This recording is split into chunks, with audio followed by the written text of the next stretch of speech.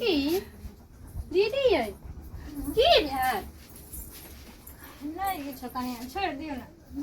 छोड़ दियो मोन नहीं छै कनिया बाद में काम कर पड़े छै ने थाक जाय छी छोड़ दियो भर दिन काम करे छी अच्छा प्यार दबा दे छी कनी सब भगवान करे छथिन अहाँ टेंशन नहीं लिए ठीक ने हां अहाँ त किए सखिया ने हमरा ई बात कहू जे अहाँ भैया के पता सटा को कनहु को हिनका पढ़ा लिखा को नौकरी दिला दियो हमरा पर भरोसा य हां क्या त हमरा ई घर में न बड़ा गर्मी त अलगे लागैयो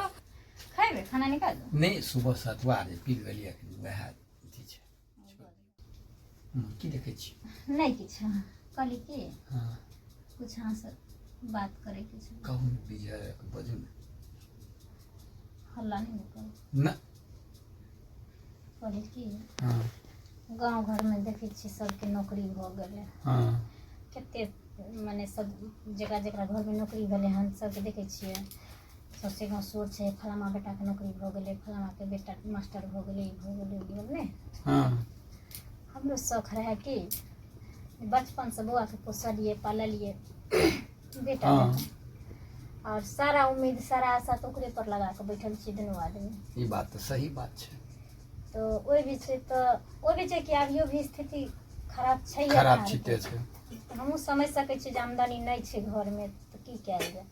लेकिन हमर मन है कि जे कर्जो व्यायाम कर के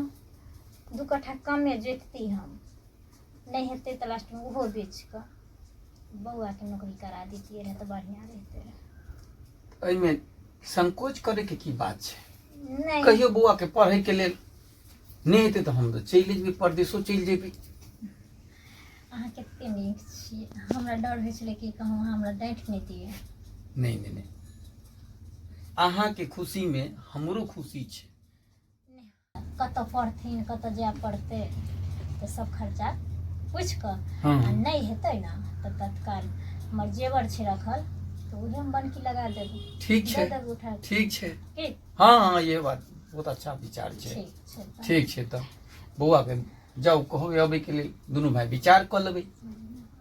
अखन घर गेबे कैले हन तब केना जेबे उठबे ले कनियो छै नहीं हेते ते काम कर चलू दुनू आदमी जाइ छी चलू तो तला नहीं दिसे चलू। चलो के देख लेबे ठीक छै चलू